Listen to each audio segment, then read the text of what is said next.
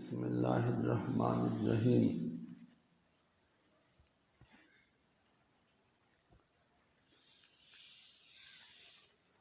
قد افلح من زکاها وقد خاب من دساها۔ سبحان ربک رب العزت عما یصفون وسلام علی المرسلین والحمد للہ رب العالمین۔ اللہم صلی علی سیدنا محمد وعلی آل سیدنا محمد وبارک وسلم۔ اللہم صلی علی سیدنا محمد وعلی آل سیدنا محمد وبارک وسلم۔ اللہم صلی علی سیدنا محمد وعلی آل سیدنا محمد وبارک وسلم۔ اللہ رب العزت کا فضل و احسان ہے کہ اللہ نے ہمیں دین کے ساتھ ایک مناسبت عطا کی ہے۔ پوری انسانیت میں اللہ نے ہمیں مسلمان بنا کر پھر مسجد مدرسے کے ساتھ، علم کے ساتھ، اہل اللہ کے ساتھ ملنے جلنے بیٹھنے ایک نسبت عطا کی ہے۔ یہ اللہ رب العزت کا محض ہم سب پہ احسان ہے۔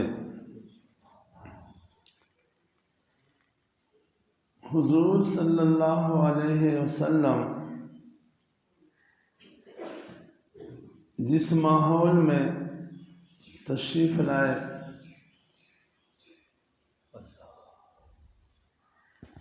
وہ ماحول ظاہری اعتبار سے انتہائی پریشان کن ماحول تھا، جہالت کی انتہا تھی،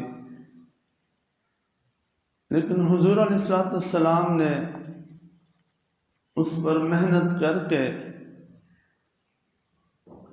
ایک معاشرہ، ایک جماعت تیار کی۔ الحمدللہ وہ جماعت پوری دنیا پر چھا گئی اور رہتی دنیا تک ان کے اثرات ہوں گے۔ جو قسمت والے لوگ تھے ان کے ساتھ جڑ گئے، ان کے آواز پہ لبیک کہا۔ اللہ رب العزت نے ان کو آنے والے نسلوں کے لیے بھی اللہ نے ان کو ستارے بنا دیے۔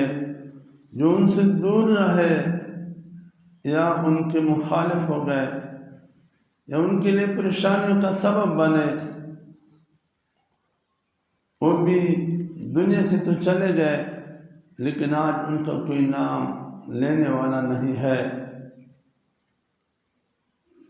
تو جس زمانے میں جن لوگوں نے علماء کا ساتھ دیا، ان کے ساتھ محبت کی، ان کے ساتھ تعاون کیا، جس طرح وہ علماء تاریخ کا حصہ بن گئے، جن لوگوں نے ان کے ساتھ دیا اللہ نے ان کو بھی تاریخ کا حصہ بنا دیے۔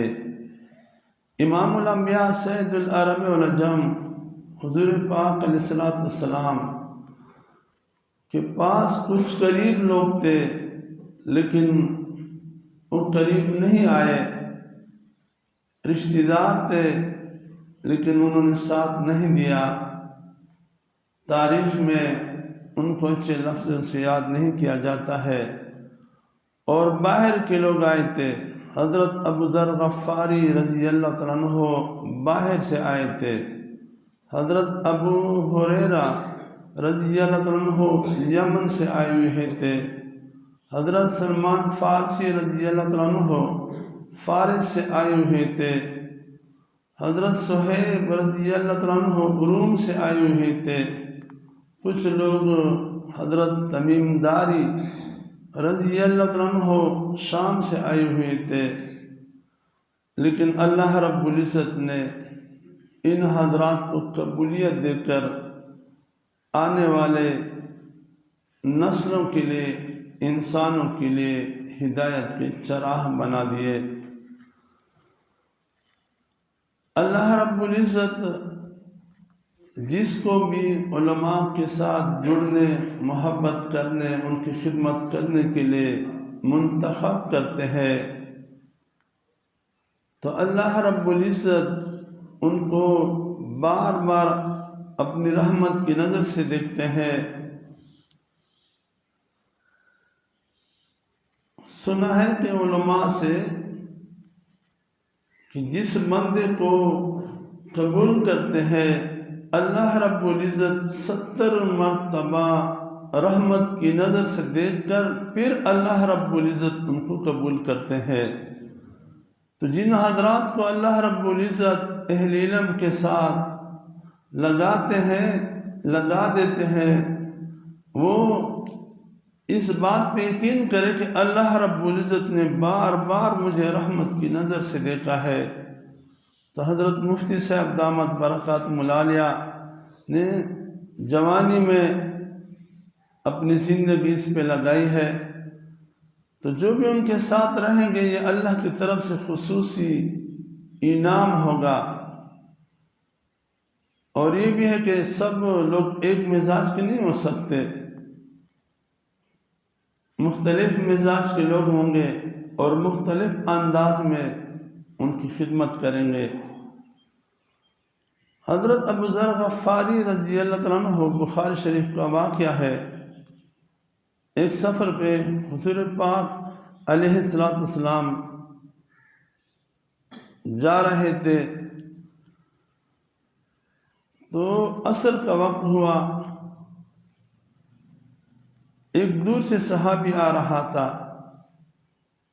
محبوب نے ارشاد فرمایا کہ اللہ کرے کہ یہ ابو ذر غفاری ہو۔ یہ مفہوم ہے، آگے پیچھے لفظ ہو سکتا ہے، حدیث میں پھر آدمی احتیاط کے ساتھ بات کرے، بخاری شریف کی روایت ہے۔ محبوب نے ارشاد فرمایا اللہ کرے کہ یہ ابو ذر غفاری ہو۔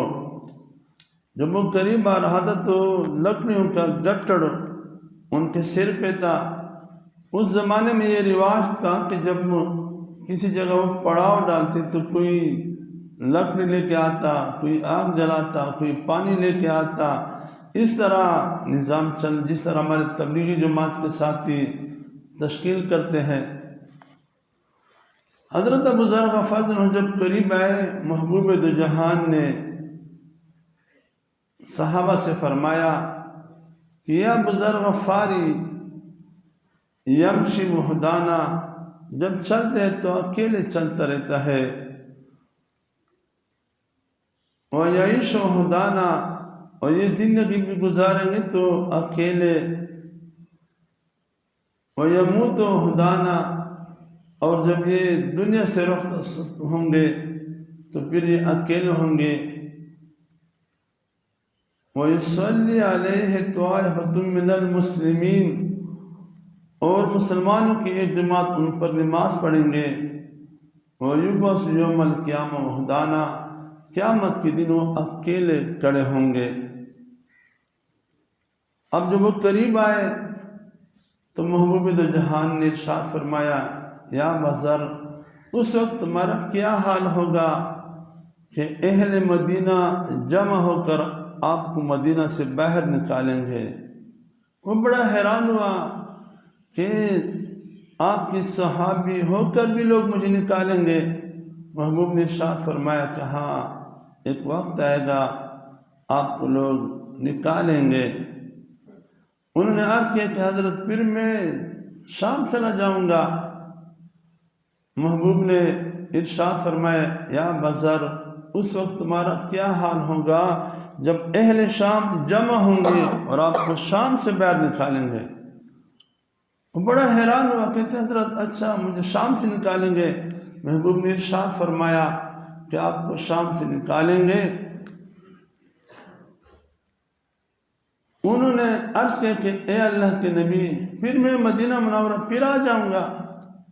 محبوب نے ارشاد فرمایا کہ ایک وقت پھر آئے گا کہ آپ کے لیے اہل مدینہ جمع ہو کر آپ کو پھر مدینہ سے نکالیں گے، مدینہ منورہ۔ محبوب نے جب ارشاد فرمایا تو حضرت ابو ذر غفاری کو جلال آیا، وہ عرض کرنے لگے اے اللہ کے نبی، میں تلوار نکال کر خون کے آخری قطرے تک میں ان سے لڑوں گا اور مدینہ منورہ نہیں چھوڑوں گا۔ محبوب دو جہان صلی اللہ علیہ وسلم فرمانے لگے یا ابا ذر، میں آپ کو اس سے بہتر نہ بتاؤں، اس سے بہتر۔ حضرت ابو ذر غفاری سمجھنے لگے کہ بات کچھ اور ہے۔ کہتے حضرت پھر ان نے فرمایا کہ جو اہل مدینہ آپ کے لیے جس جگہ کا انتخاب کرے آپ پھر وہاں چلے جائے۔ حضرت ابو ذر غفاری سمجھ گئے کہ سب کچھ ہونے والا ہے۔ محبوب دو جہان صلی اللہ علیہ وسلم جب دنیا سے پردہ فرما گئے تو حضرت عثمان غنی کے زمانے میں فتوحات زیادہ ہوئے، مال غنیمت بہت زیادہ آیا اور ظاہر اسباب کی زیادتی ہو گئی، لوگ کاروبار میں مصروف ہو گئے۔ تو جب وہ بازار میں جاتے تو لوگوں سے کہتے یہ کیا ہے، یہ کیا ہے؟ لوگ کہتے بھائی تم اپنی عبادت کرو، ہم کاروبار کرتے ہیں، سرائے بنانی ہے، مجاہدین کے بیواؤں کا انتظام کرنا ہے۔ کرتے لوگ کے ساتھ وہ ہمیشہ الجھے رہتے کہ یار یہ اتنی زیادہ ہو گئی، آپ اس کو صدقہ کرو، خرچ کرو۔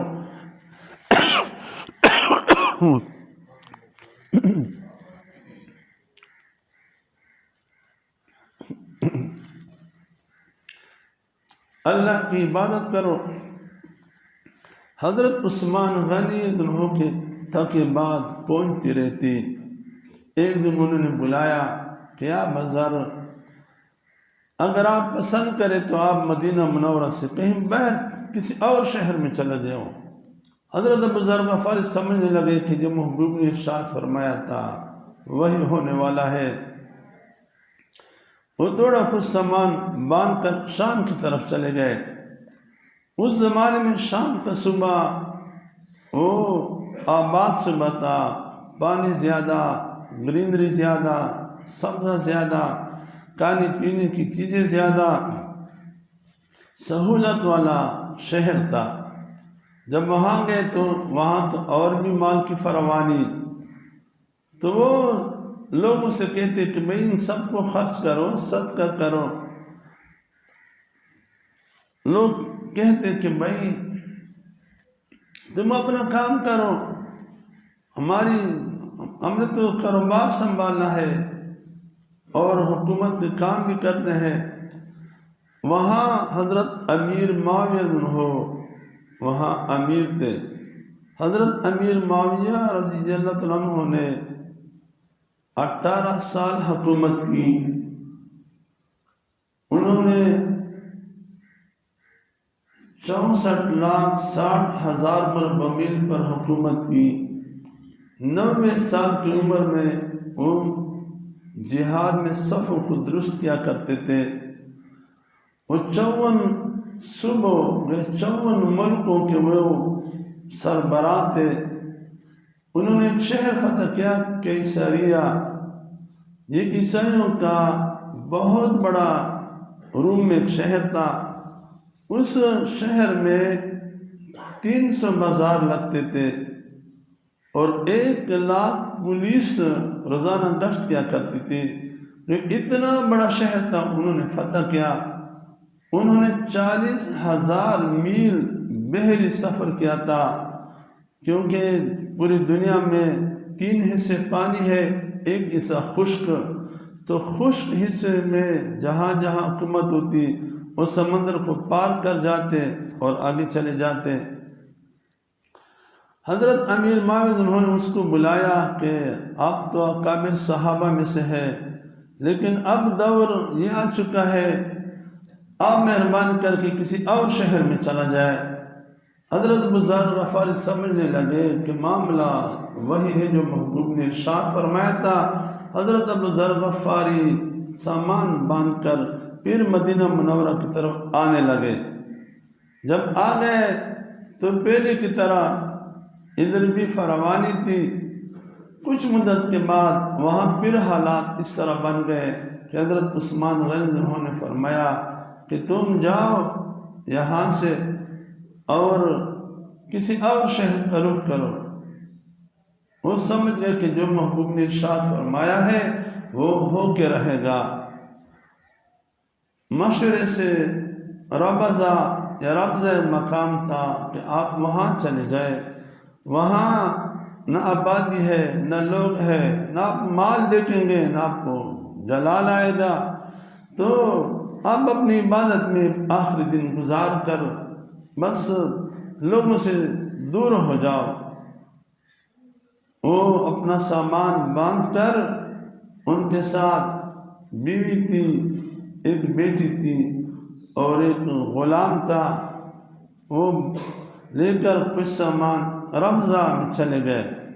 وہاں علاقہ غیر آباد، نہ پانی کا خاص انتظام، نہ رہائش کا خاص انتظام، تو وہاں رہنے لگے۔ جب وہاں رہنے لگے تو صحت پہ اثرات اچھے مرتب نہیں ہوئے اور بیمار ہونے لگے۔ جب بیمار ہوئے تو ان کا جب آخری وقت ہوا تو انہوں نے اپنے گھر والوں سے بات کی کہ کچھ مہمان آئیں گے، آپ ان کے لیے کھانے کا انتظام آپ لوگوں نے کرنا ہے۔ بیوی کہہ رہی تھی کہ اس صحرا میں آپ کو غسل کون دیں گے، پھر آپ پہ جنازہ کون پڑھیں گے، اب کیا ہوگا؟ جب 2 دن باقی رہ گئے وہ پھر فرمانے لگے کہ تم تیاری کرو، میرے کچھ مہمان آئیں گے۔ جب آخری دن ہوا ان کی صحت خراب ہوئی، اسے اندازہ ہوا کہ میں نے رخصت ہونا ہے۔ انہوں نے فرمایا کہ تم کھانا تیار کرو، کچھ مہمان آئیں گے۔ وہ عرض کرنے لگی مہمان کہاں سے آئیں گے؟ حج کا زمانہ گزر چکا ہے، اب جلد عمرے کے لیے لوگ نہیں آتے، تم لوگ کیسے آئیں گے؟ تو وہ فرمانے لگے کہ میرے محبوب نے ارشاد فرمایا تھا وَيُصَلِّ عَلَيْهِ طَائِفَةٌ مِّنَ الْمُسْلِمِينَ، مسلمانوں کی ایک جماعت ان پہ نماز جنازہ پڑھائیں گے۔ باقی جو انہوں نے فرمایا تھا مدینہ منورہ سے شام تک، شام سے مدینہ منورہ، یہاں سے پھر ادھر، وہ سارے جو انہوں نے وہ سب باتیں پوری ہوئی۔ اب صرف ایک بات باقی ہے کہ جماعت ضرور آئے گی اور مجھ پہ ضرور نماز جنازہ وہ پڑھائیں گے۔ پھر بیوی سے فرمایا کہ تم باہر جا کر کسی اونچی جگہ پہ کھڑے ہو کر انتظار کرو۔ وہ سوچ رہی تھی کہ اب کون آئیں گے، حج کا زمانہ گزر چکا ہے، قافلے گزر چکے ہیں، اب عمرے کا بھی جلدی ٹائم نہیں ہے۔ لیکن بیوی تھی سن کر ایک اونچی جگہ پہ کھڑے ہو کر ادھر ادھر دیکھنے لگی کہ دور سے ایک قافلہ نظر آیا۔ وہ حیران ہوئی کہ اتنا دور سے انہوں نے چادر کو ہلایا کہ میں ادھر کھڑی ہوں۔ اس زمانے کا یہ روایت تھا کہ چادر ہلا لیتے تو سمجھ جاتے کوئی ہے ہمیں بلا رہا ہے۔ تو قافلہ ادھر چل پڑا۔ جب چل پڑا، جب قریب آئے تو حضرت عبداللہ ابن مسعود رضی اللہ تعالیٰ عنہ تھے، ان کے ساتھ 19 صحابہ عورتیں، دوست احباب اور 11 دوست راستے میں ملے، کل تعداد 30 بن گئی تھی۔ وہ آ گئے، انہوں نے پردے میں اشارہ کر کے کہ آپ کا ایک دوست ادھر پڑا ہوا ہے۔ حضرت عبداللہ ابن مسعود ان کے پاس آئے اور انہوں نے ان کا جو چہرہ چادر تھا اٹھا کر دیکھا تو حضرت ابو ذر غفاری ہوتے، کیونکہ تو ادھر فوت ہو گئے تھے۔ اور ساتھ یہ بھی فرمایا تھا اپنی بیٹی سے کہ کچھ مہمان آئیں گے، آپ کھانا تیار کرنا۔ تو ان کے ساتھ ایک بکری تھی، انہوں نے ابو کا حکم سمجھ کر بکری کو ذبح کر کے ان کا جو سالن بنایا تھا اس زمانے میں وہ تیار کیا۔ اب عبداللہ بن مسعود جب آئے تو رونے لگے کہ حضرت ابو ذر غفاری آپ دنیا میں اپنے زہد اختیار کی تھی، اب آپ کی موت بھی ایسی جگہ آ گئی۔ پھر انہوں نے غسل دلا کر اور ایک ساتھی کے ساتھ عمرے کا کفن جو تھا، عمرے کی چادر، ان سے کفن بنا کر ان کو پہنایا اور نماز جنازہ پڑھایا۔ پھر وہ ان کی بیوی عرض کرنے لگی کہ آپ کے لوگوں کے لیے کھانا تیار ہے، تو فرمانے لگے آپ کو کیسے پتہ چلا کہ ہم آنے والے ہیں؟ تو انہوں نے ساری بات ان کے سامنے رکھی کہ حضرت ابو ذر غفاری رضی اللہ عنہ یہ فرما رہے تھے کہ کچھ ایک جماعت آئے گی اور مجھ پہ نماز جنازہ پڑھائیں گے، تو ساری بات ان کے سامنے رکھی۔ عبداللہ ابن مسعود نے فرمایا کہ حضرت عثمان غنی انہوں نے ہمیں اطلاع دی کہ تم جلدی آ جاؤ، حکومت کے کاموں میں سے ایک ضروری مشورہ آپ سے کرنا ہے۔ تو میں عمرے کا وقت نہیں، حج کا سیزن گزر چکا ہے، لیکن مجھے حضرت عثمان غنی انہوں نے بلایا ہے، اس لیے میں بغیر کسی تیاری اور بغیر کسی پروگرام کے ہم چل پڑے ہیں۔ 19 ساتھی ہم ہیں، 11 ساتھی راستے میں ملے، اب ہم عمرہ بھی کریں گے اور حضرت عثمان غنی انہوں سے ملاقات بھی کریں گے، کچھ مملکت کے ضروری کام ان پہ مشورہ کریں گے۔ اب علماء نے لکھا ہے کہ حضرت عثمان غنی انہوں کو جو کوئی مسئلہ درپیش ہوا، اصل میں اللہ رب العزت نے پیارے حبیب صلی اللہ علیہ وسلم کی وہ بات، وہ پیشنگوئی وہ پوری کرنی تھی، اس لیے اللہ نے ان کو گھر سے اٹھا کر اس راستے پہ روانہ کیا تاکہ ایک جماعت حضرت ابو ذر غفاری پہ نماز پڑھائے۔ حضرت ابو ذر غفاری کا قبر بنا تو وہاں بالکل ریت اور صحرا، تو پھر کچھ لوگوں نے وہاں آبادی شروع کی۔ جب آبادی شروع کی تو پھر ہوا شروع ہو گئی اور ہوا ریت کو اٹھا کر لوگوں کے گھروں میں ڈالتے تھے، اس وجہ سے پھر گھروں میں ریت جمع ہو جاتا، پھر آخر لوگ تنگ ہو کر انہوں نے گھروں کو چھوڑ دیا۔